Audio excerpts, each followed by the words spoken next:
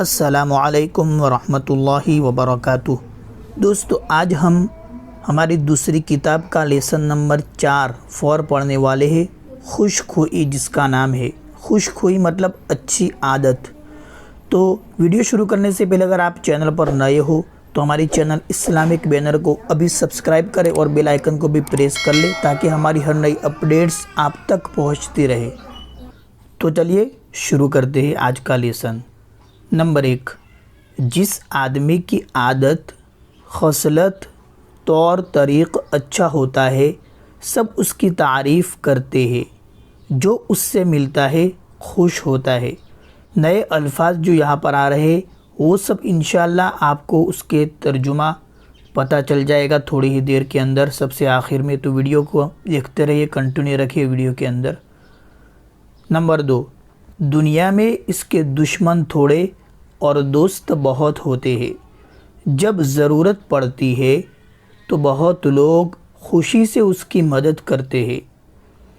Number 3، وہ ایسی بات نہیں کہتا جو کسی کو بری لگے، وہ ایسا کام نہیں کرتا جس سے کسی کو تکلیف پہنچے، وہ سب کے ساتھ صلح اور نرمی اور محبت سے برتاؤ کرتا ہے۔ یہ کس کی بات ہو رہی ہے؟ جس آدمی کے اندر اچھی عادتیں ہو، اس کا طور طریق اچھا ہو، اس کا رہن سہن اچھا ہو، تو یہ اس کی بات ہو رہی ہے۔ نمبر 4، اگر تم خوش خو اور نیک مزاج بننا چاہتے ہو تو شریف اور نیک مزاجوں کی صحبت میں بیٹھو اور بد مزاجوں سے کبھی میل جول نہ کرو، اور لوگوں کے جو کام تم کو برے معلوم ہو ان کاموں سے تم پرہیز کرو، جن کاموں کو لگتا ہے کہ یہ برے ہیں تو اس سے بچنا چاہیے۔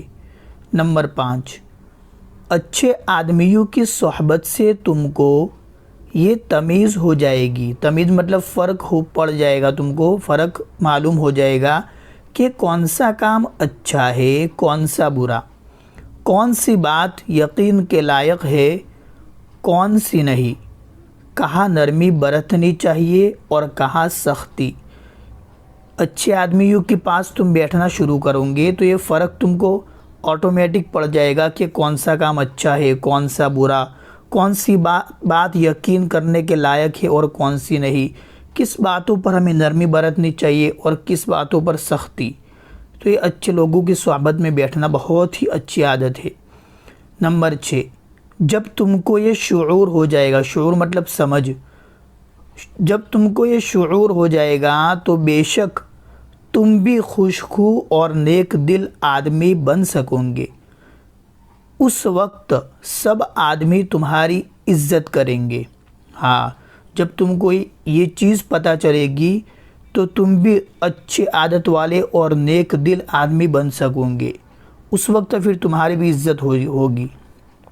اب یہاں پر دیکھیے کچھ الفاظ دیے ہوئے ہیں اس سبق کے اندر جو آئے، جو ہمیں مشکل الفاظ لگے۔ وہ عادت تو سب کو پتہ ہے، کسی چیز کی عادت لگ جاتی ہے۔ تمیز مطلب فرق تمیز۔ شعور مطلب سمجھ۔ شریف مطلب اچھا، جو شریف ہوتا ہے نیک اس کو کہتے۔ خوش خو مطلب اچھی عادت والا، خوش خو مطلب اچھی عادت والا۔ طور نہیں کہتے، طور طریق مطلب رہن سہن۔